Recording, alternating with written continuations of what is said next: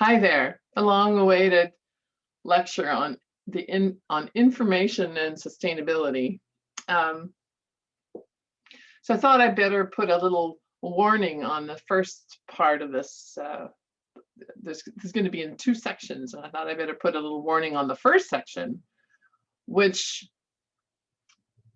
is because there's a lot of things that I think that are very much in process in our society in terms of what the impacts of a change in our information infrastructure are really going to have, because this first lecture talks about our theories of spatial location, and you'll be able to recognize the spatial organization of places that you've seen.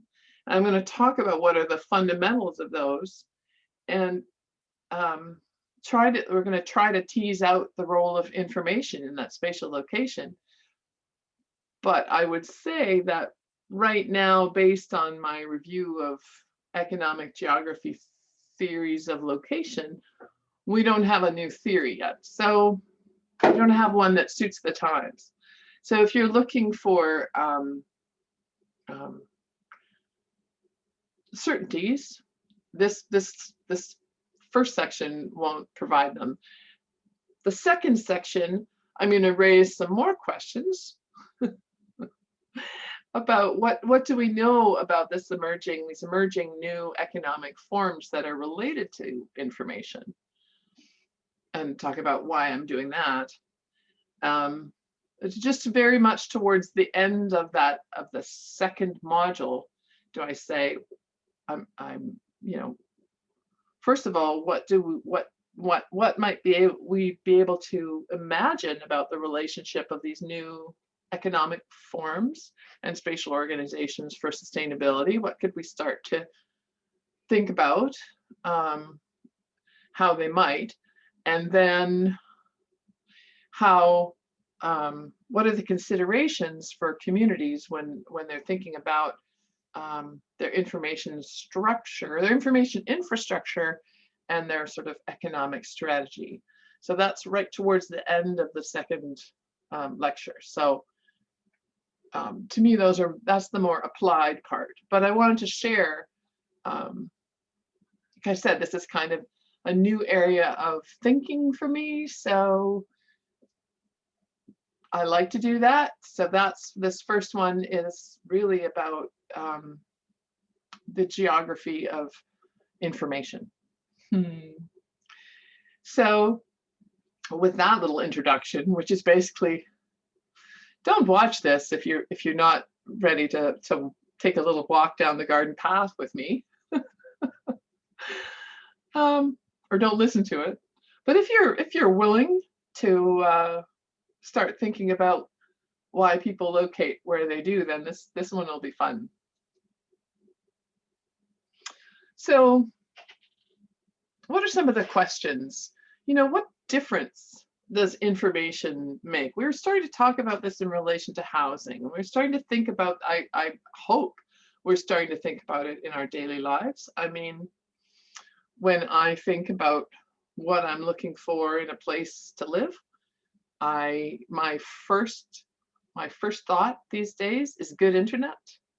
And that has something to do with the pandemic, and it has something to do with how I've lived my life the last 10 years, as I really only had good internet where I live for a couple of years. For a while, I was dependent on a TELUS phone line that didn't get invested in. So there was always a lot of water on the line when I talked on the phone, and that affected my upload and download speeds. And we're just very reliant on information because we have relatives in faraway places. So we use a voice over internet protocol phone, and we like to watch Netflix. So we have some, it's not that we're undertaking huge physics research projects here or anything. We just need a basic level of information infrastructure for our daily lives. So, I mean, I know it makes a difference to how people make their individual household location decisions. How do I know that? Because it makes a difference to me. And so what have we been seeing with the pandemic? People are starting to substitute, basically substitute information for travel. In other words, this class right here, instead of us all traveling to the same room in Prince George, we are approximating that in an online environment. We might substitute in that way. We're substituting information for travel. We're also substituting information for spatial relationships, because if you think about where the students in this class are located, many of you are in Prince George. As I recall, Hannah's in Nelson, there's people in Calgary, there's people in Vancouver. So we are not very close together spatially for this class. So what does that mean for proximity, the degree to which we have to be physically close to one another to accomplish work? I like spatial geography. And it's always, there's a sort of an underlying logic under the sort of maps, locational maps, and I'll go through some of them in terms of how activities are arranged in relation to each other on the landscape in a region or within a town or a city. And it's sort of like just has always been a function of energy, time, and distance being really about time, about mode of travel. So really it's like energy and time, because the assumption was that we had to get to a certain place for something, to get from here to there. And so I'll go through each of those models and you recognize them. I think I'll go through, what region is this abstract model like, and hopefully you'll recognize the maps, but really talk about what the assumptions are about energy and time that have created those ideas of our ideas of our spatial order. And to me, information technology changes some of that geography because it changes the economics of the underlying decisions of households and firms. It changes the geography of why people locate where they do. So if you are also reading economic geography, you'll recognize these maps and you'll be able to sort of hopefully walk through some of this with me. I'm hoping you all can. So when that underlying calculus of energy and time and distance, which really, it should really be energy and time translated into money. When that changes, that's going to change land value. It's going to change the principles of spatial organization. It's going to change regional patterns. And this process is going on. I'll show you some examples. And most of the examples I'm going to show you are from the energy and transportation economy. And we're just starting to be able to see the spatial order of an information economy. And we have some early ideas about that, which I'll get to in the second part of this lecture. But so part of the reason that I say this, this is hard, we don't really have a nice theory about how information is going to change our spatial order. There's some ideas, but they're not yet theories like these classic geography ones. So let's start. This is one of my very favorite regional theories from von Thunen, a German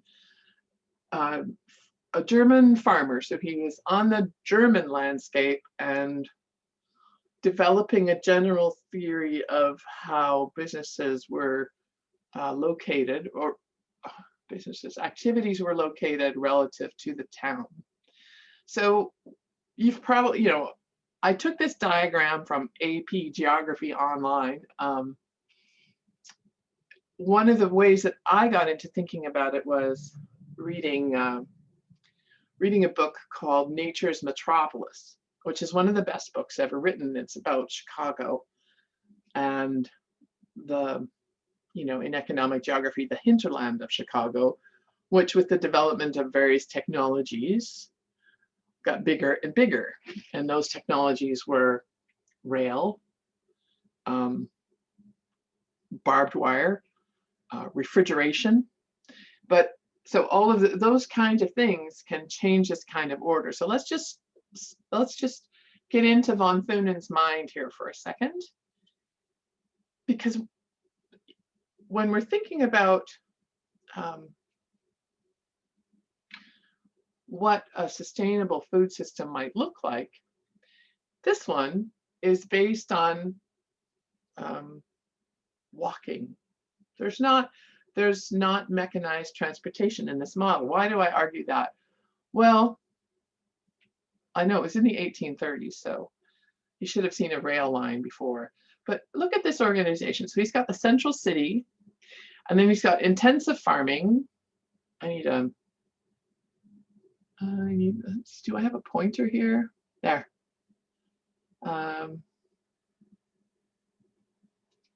Okay. So he's got the central city, and then in this next zone, he's got intensive farming and dairying. So we're talking about intensive farming is market gardening and dairy, so cows. And then the next circle is forest, and then farther out from there is field crops, and farther out from there is ranching. So I think if you were going to draw this kind of a conceptual map right now for sort of a northern, like for the Peace River country, you might have, okay, well, we can have some market garden greenhouses right close to town. I think you would put the grain farms next, and the ranches next, and the forests out here. So that's an interesting one. Of course, his wilderness is also interesting, this vast white space of wilderness. But we've got to get into von Thunen's mind here for a second. So what orders these things? So why, for example, let's start with just why would you not have your dairy farm beside your ranch?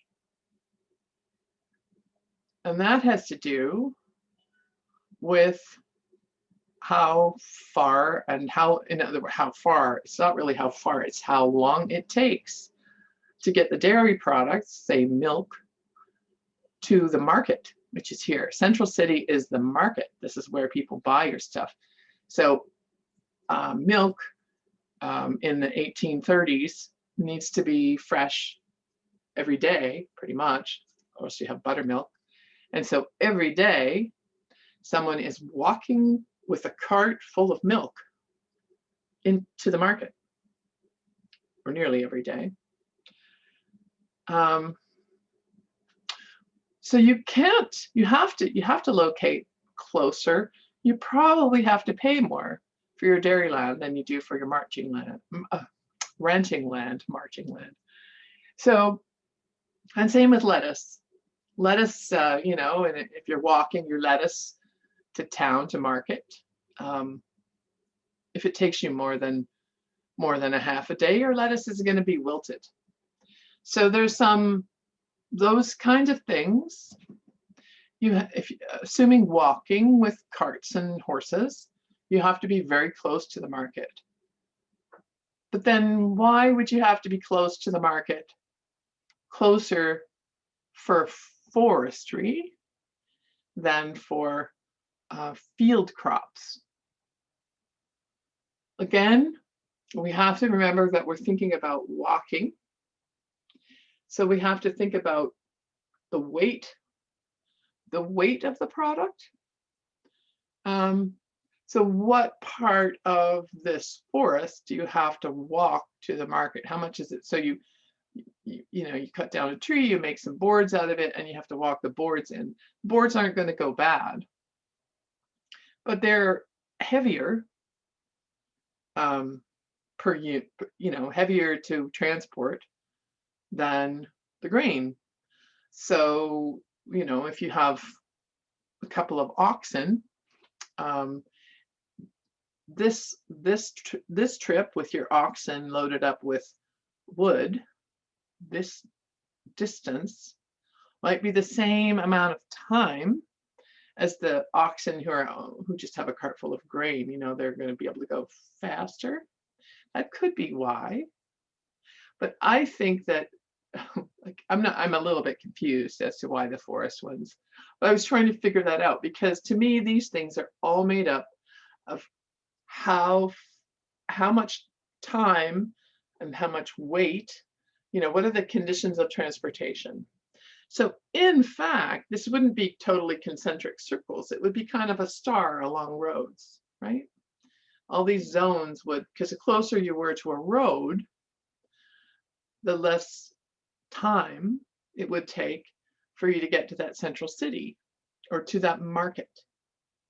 So this theory organizes land value, orders, and spatial relationships by this distance thing, which is really time and energy. And what we now say in economics, we say that's money. And so we could figure out, we'll get to that theory a little bit later, but you would pay more for a unit of land in this zone if you needed to be there in order to sell your milk. So that's basically that kind of the way that land value makes sense in economics. So why is ranching the farthest out? Because meat doesn't get better when you walk it to town, depending on how long it takes you. Remember, we don't have a refrigerated horse-drawn cart here.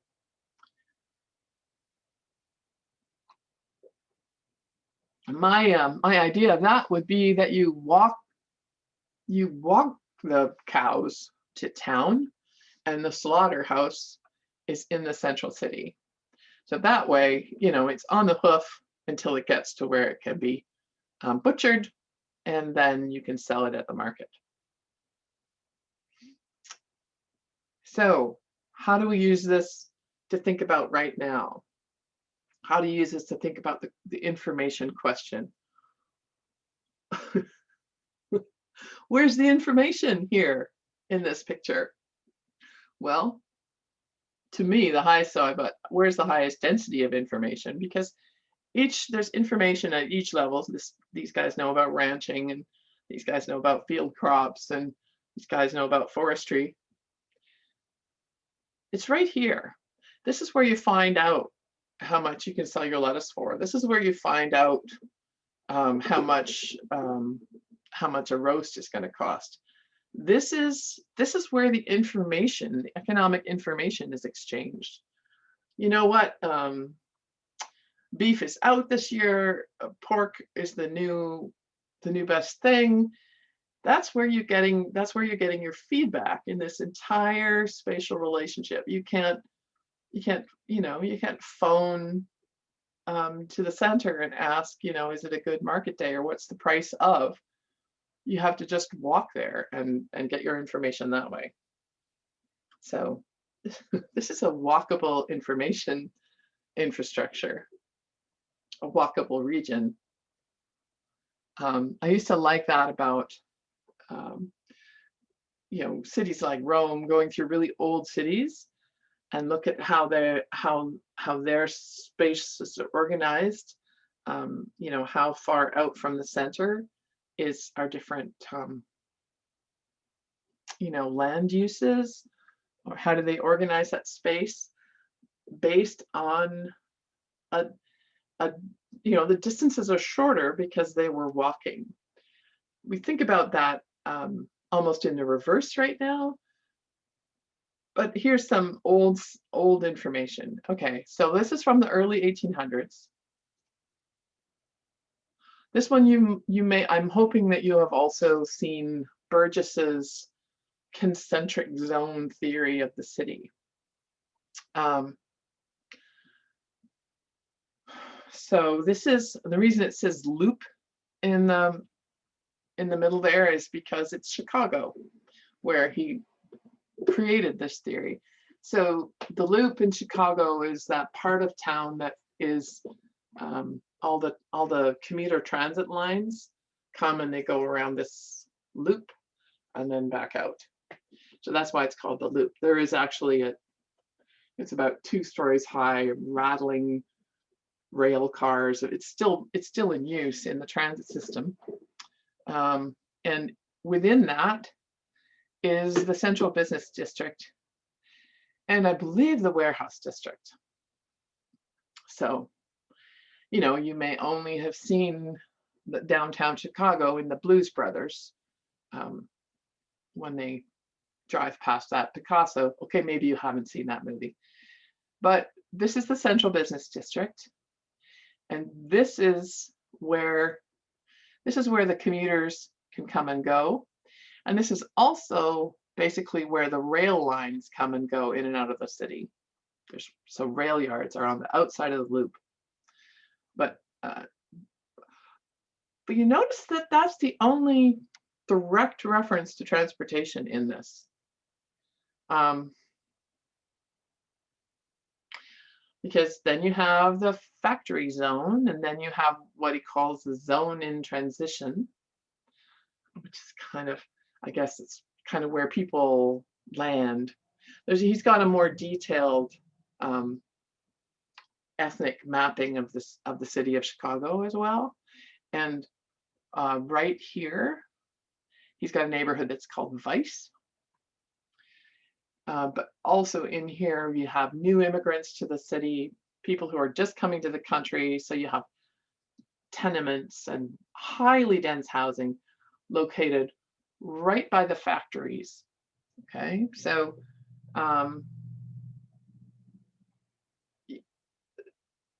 so in the factory, you have these factories locating here near the central business district, and then you have people who kind of have no other choice but to live really close to the factories. And then he describes a zone of working men's homes, and then a residential zone, which is farther away from the factories, and then a commuter zone. So if you think about Prince George for a minute, you have, if this is the center of Prince George, you have a kind of an industrial, you have rail yards right over here, which is, somewhat, and then you have some industry right close to the industrial locations right close, I think, on this side of downtown. I don't know about the Vice and the brand new immigrants and the tenement housing, but there is, classically, I think, been more homelessness and more sort of on the street problems in downtown Prince George historically. No problems. Dislocated people. And then zone of working men's homes. If you think of Prince George, where's the lower cost housing? There's kind of down here. I'm going to assume some gender and think that this is working men and working women also. And then you kind of have a residential zone. It's not perfect because there's some perfectly lovely, I think that Crescents district is right here. So why would you have a really nice zone of housing right close to the central business district? Probably because this factory zone is kind of a larger, there's a larger zone that's kind of smoke affected by the pulp mill. It's the whole bowl, I think, historically. So there's less locational advantage to being one place or another. So you might as well be close to the, if you're gonna have smoke in this whole zone, you might as well be close to the business district. So, okay, so that's this little model. And like the other model, so this one's just about how spatial relations are organized in the city. What I'm hoping that you guys can see is the transportation in this one. And it might take you until we start talking about some of the other, until I start showing you some of the other things, until you understand the transportation. But if you think like currently, would any industrial factory want or try to locate at the central business district of a city? Pretty much no. Factories now are located out of town where land is cheap. And what allows them to do that is transportation. So the transportation system that creates this set of relationships is rail. So if you look at how eastern cities are very dense, and then there's a warehouse district and an industrial district all downtown, that's based on rail. So on top of that, you have a layer of streets. And then the other, of course, the environmental quality here. The factory zone creates smoke. That's what was always called in the 20s. There was the smoke abatement societies in various cities and towns throughout the US and Canada. So these factories are located here so that they have access to the transportation, to the rail loading, which is very centralized. You can't just jump on and off a rail line any old place. And that affects the sort of the quality of all of this land from smoke. So this is actually an environmental map. It's a cost map. It's also an environmental quality map. It's also an environmental risk map. But that's a topic for another day.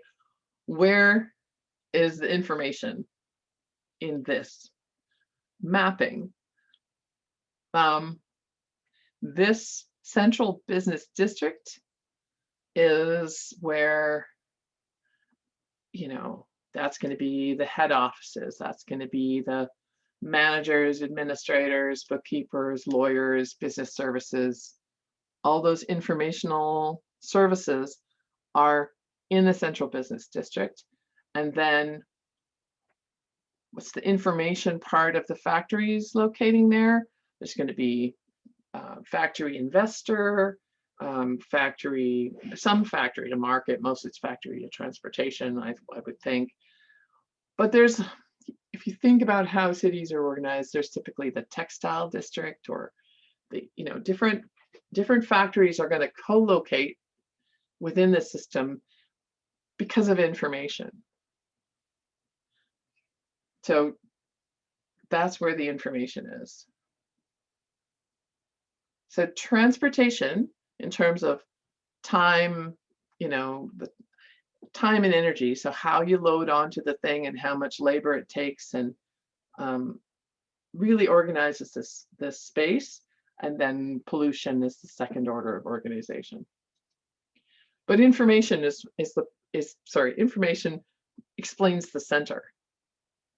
And that's what a lot of these theories over time, we're not explicitly saying what centralizes this system. So here we have the central places theory from Christaller in about the 1930s. This is a system of how cities relate to each other, central places theory. So, it's a weird looking, it looks like a honeycomb or something. But if you imagine the whole landscape being a flat plane,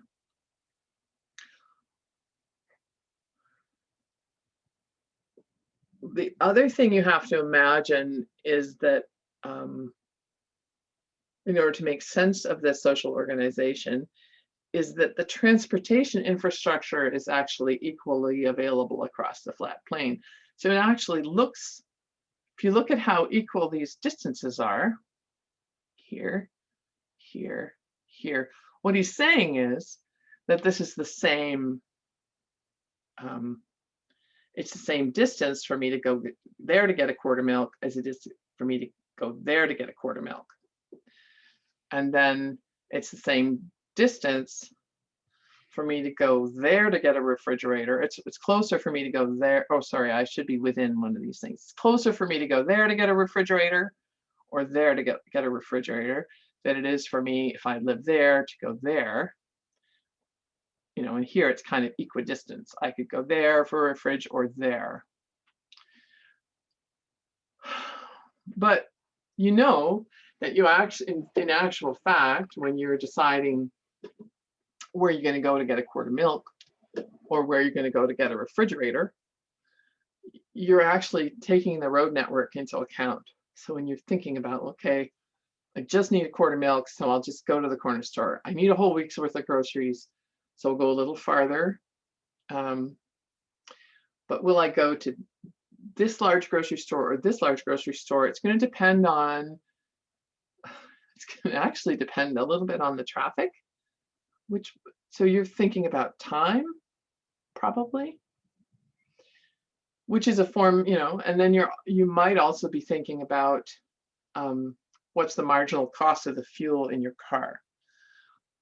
But underneath that is the infrastructure of the road network, because you have a car or you have a bicycle or you're walking. In no case, I think, do any of us just walk across our neighbors' houses and fields to go, you know, to the corner store or to go, you know, we don't just walk in an undifferentiated way, and we don't drive that way. We use a transportation network. So he's done that thing where you take time and energy and make it into distance.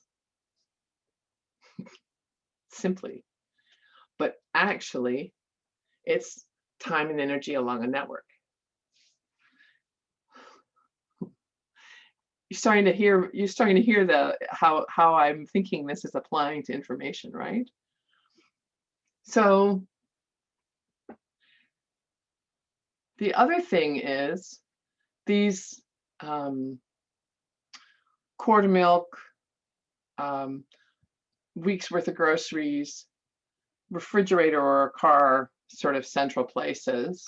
This is all around, this is all about, this one is all based on market, you know, hierarchy, and the system of place is based on markets.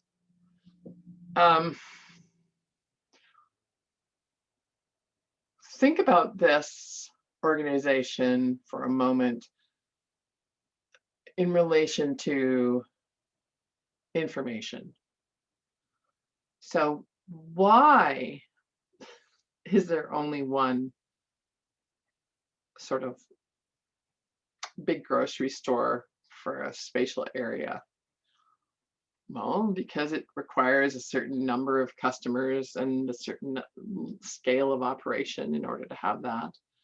And why do I go there? Because it has all that stuff collected, I can see more options. I can make more choices. So for example, just the other day, we needed a new light fixture.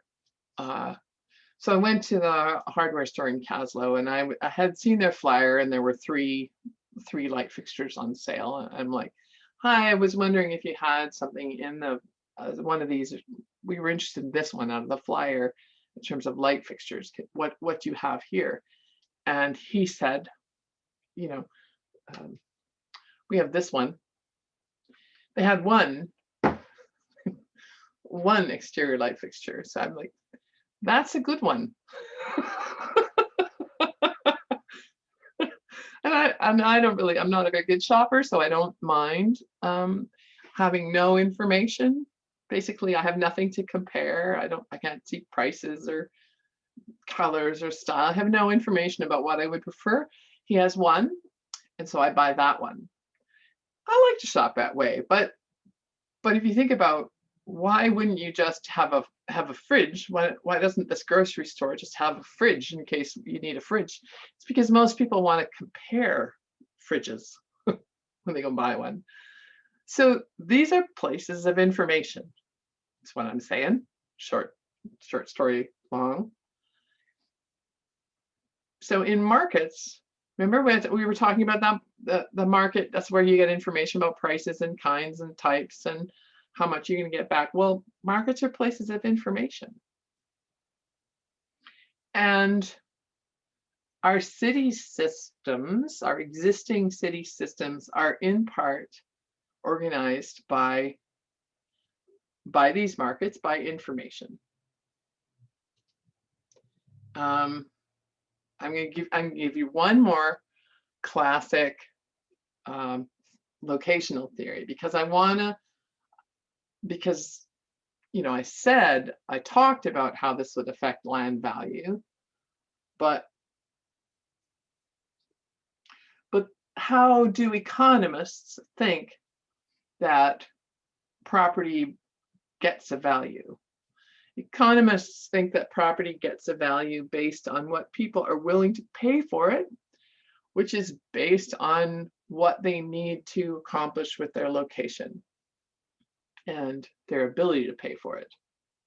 So the price, and so he just starts right out, William Alonzo. It was about in the 1940s, very influential regional economic geographer.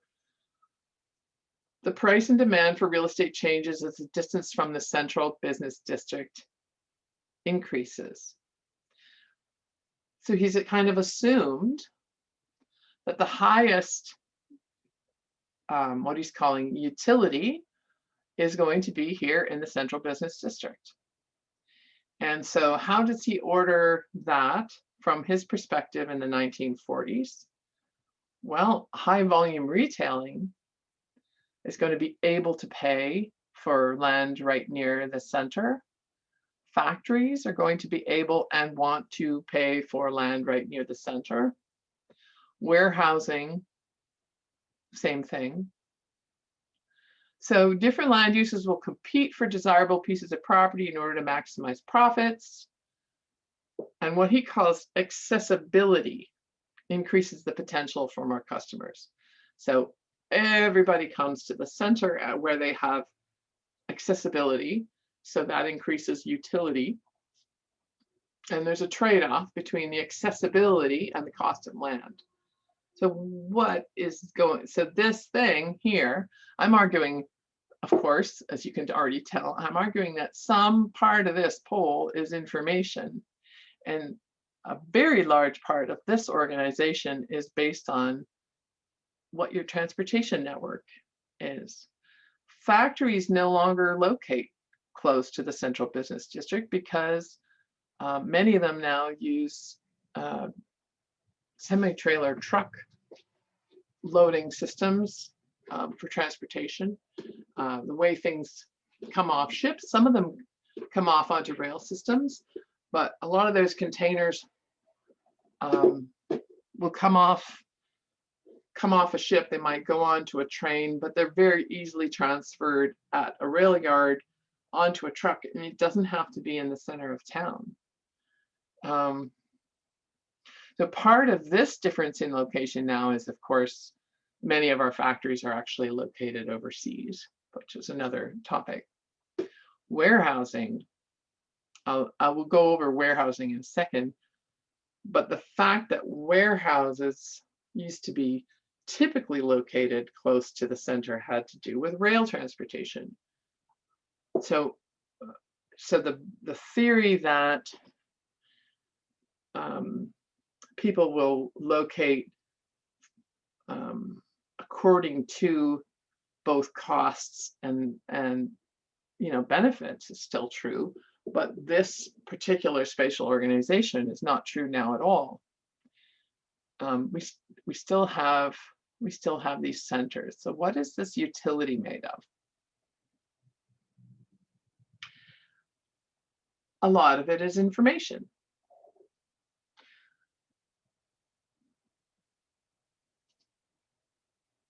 So back to that rail versus truck thing.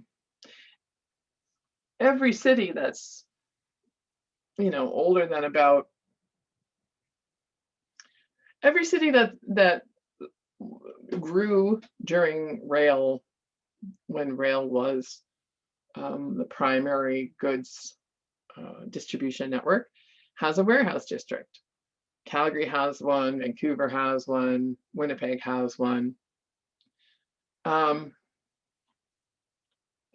And you notice how they're vertically organized.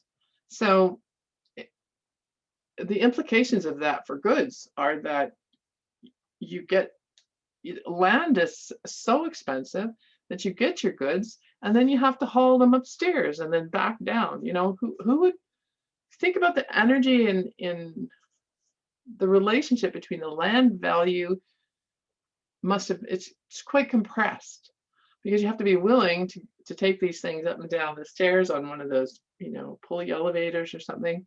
And the reason you would have vertical warehouses must be that it is cheaper to do that than it is to expand out. Because if you look at modern warehousing, I shouldn't say modern, I should say a truck mode warehousing. So Walmart, I'm trying to think if I don't know exactly where they are in Canada. When I used, I've driven so much on the US interstate system, you'll be driving along through like nowhere, but it'll usually be at an intersection of two major interstates. You'll see a facility like this, which is just warehousing and distribution.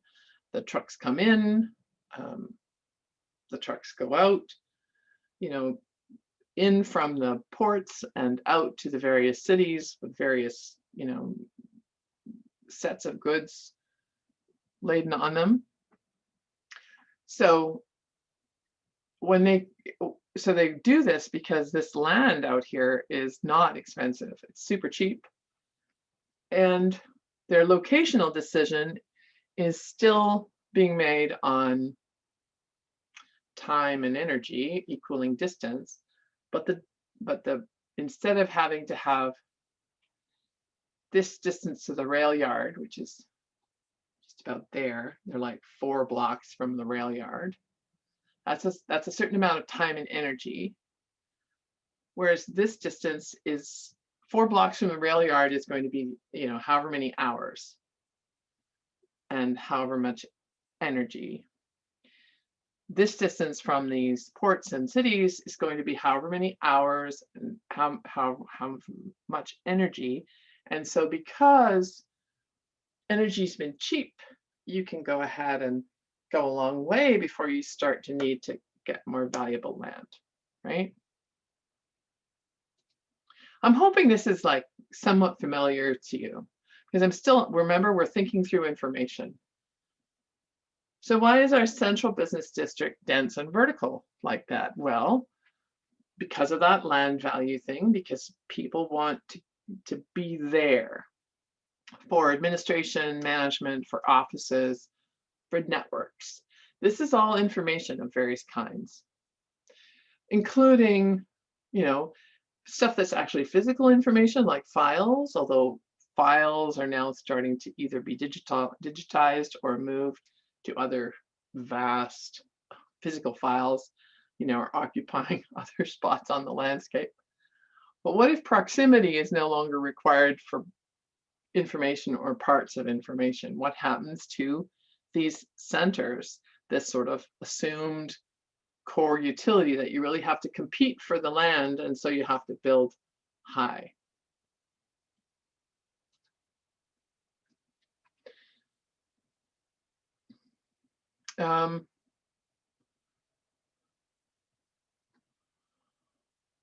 Well, what part of what part of that density or that what's really a value, what part of how people value those centers has to do with how much they're going to run into other people, the social network part of it, and the um, intelligence, the industrial intelligence. So like, in Calgary, you have all those oil company head offices, and the head offices all locate in Calgary.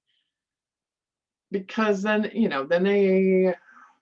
if you work at one of those offices, whether it's Stampede or whatever, or the Petroleum Club or these various social groupings, you're running into other people from the oil industry, and there's a lot of information and mastery and technology that you're learning about when you have that proximity. So there's technological information, and then there's like social network information.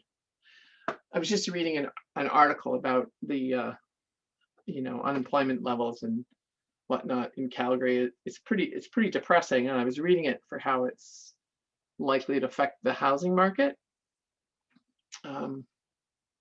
Anyway, there's a certain amount of office networking in the central business district. Remember, there was quite a bit of shopping in the central business district.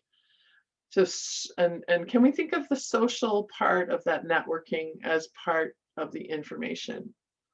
And when you think about new economy structures, like Silicon Valley is a place, right? San Francisco is a place. These are places where a lot of people who do different things are currently co-locating, and the center of the information economy, right? But let's just step back. I already talked a little bit, like, why go to the mall? Well, I don't have a mall, so and I don't. My sister is the shopper in the family, so usually if I need something shopped for, I ask her to do it. But I can still, you might want to go to the mall to get a Cinnabon. But what exactly is shopping? Shopping is partly, that sort of hangout stuff, but it's partly seeking out information about what's available and what's in style and what they feel like. And does anybody do that still? Well, we're seeing retail chains dropping like flies all across North America. All kinds of stores, retail chains are going under because people are getting this kind of information online, and then they are making purchases online. So how does this change that locational function that we were talking about? So remember that first, even Alonzo's bid rent theory, and Chris Dollar's theory, and also Burgess's theory all had shopping being something you would go downtown for, to the central business district. And so this example of a Woodward's department store is from Vancouver. So from 1908, I think. So we, and we still did this when I was a kid. We'd go downtown to the Hudson's Bay, or we'd go downtown to the Woolworths sometimes, like not often. Mostly we would go to the mall in the car. I don't know, I just grabbed this photo. Who knows where this is from? It's not even a relatively large parking lot based on the size of the mall. I could get a better image for this. But here, the assumption here is that you're mostly getting downtown in the turn of the century. You're getting downtown by rail or horse or walking. So the time and energy that's in that distance means there's a lot of pressure to be close to that, to not be too far away from that. Whereas if you are getting around by car, you can come to this place from like miles and miles away. but you're going there to get information. And you're going there to get information, you're going there to get information. So and sorry, I used a stock photo here. I was putting this together. Like I said, I'm just working on this. We're shopping now online. It's not like there's no physical location of that, but it's certainly not in relation, it's not in relation to a central business district, and it's not in relation to even an urban organization. It's in relation to currently the transportation network for most online shopping is, planes, trucks, sometimes the post, sometimes FedEx. There's the whole air network of freight, plus there's trucks. So this is an Amazon distribution center. All those doors, so just to give you, the scale, again, those are semi-truck trailer doors, and it's near an interstate.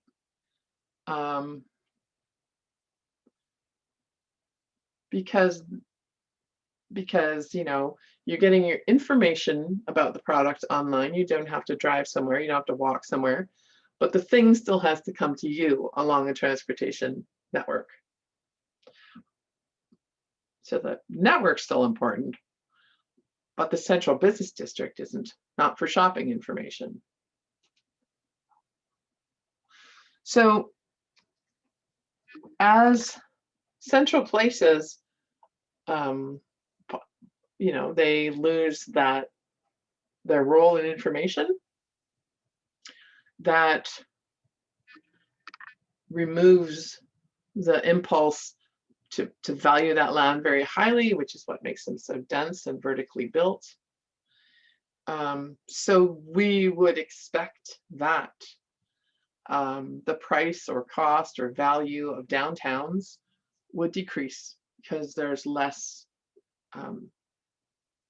there's very little, there's still some impulse for some products to have retail space, but I don't think that we've quite seen the full extent of how our retail system, how our retail space system, how the changes are going to work through. We should expect to be looking at a lot of abandoned malls.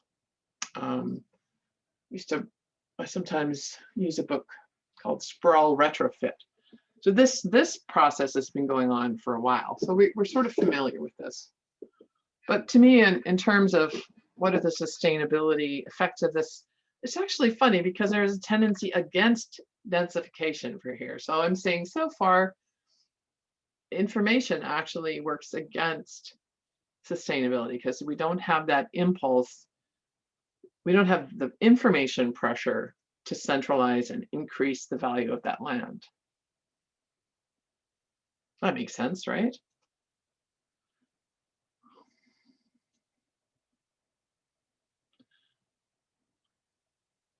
In an information technology relevant spatial organization, so I'm looking for the new theory here, I'm looking for the new diagram.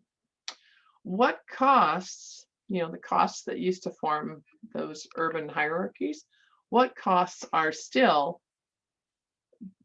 distance, time, and energy? Well, the distribution networks are the location calculus of where those places are still going to be time and energy times distance.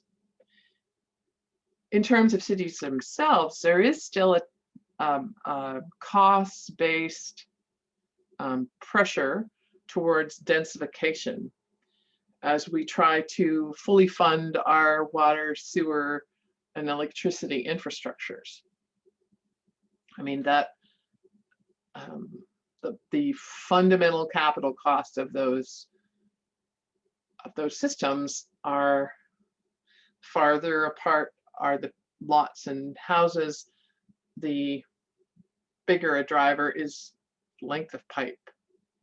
So those costs still increase. Once you have service land, that's worth more than unserviced land. because it's got those pipes in it. And if you can if you're a developer and you can make a denser neighborhood, that means you can spend less per unit on infrastructure. So that pressure is still towards densification. But then on the other hand, if we don't have to all go get in our cars to go to work or school or shopping, if all that is reduced, then that land use density is not quite as important for GHGs.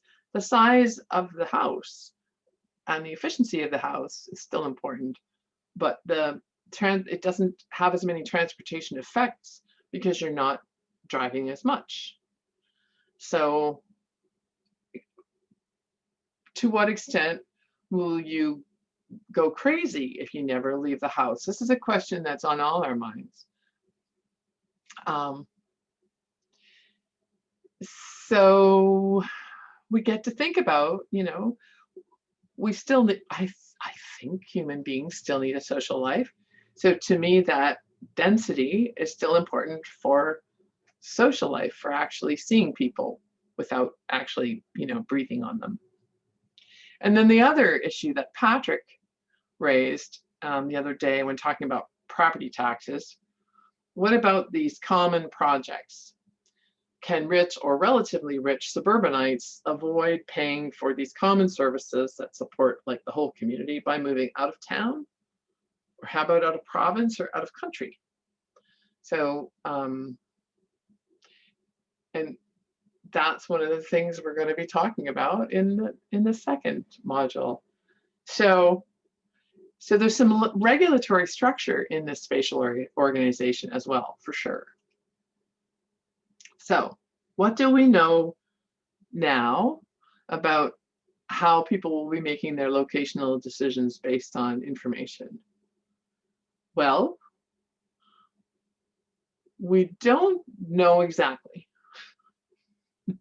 Because if you think about all those things that I just went through, people aren't even saying information. They're saying central business district or the market, or they're not identifying the elements, to use an economist's words, the elements of utility. They're just saying this is the location of highest utility. So if you think about something that, well, you got to name it before you can think about it. So do we have any useful theories of space and information? Oops. So far, to my knowledge and my experience, they're not geographic ones. So far, they're economic ones. And so, admittedly, geographers, even economic geographers, like no one in any field is generally doing the same kind of all-encompassing theories that people like von Thunen and Burgess and Kristaller used to do. So where I would look for this information space is actually in the European regional development literature. That's where I've seen some hint of it. So, so if you ask me, how is information going to affect the information economy going to affect Prince George and Northern British Columbia, I have to say, I'm not sure. I don't know, but I think it would have these tendencies, and that's what I want to talk about next.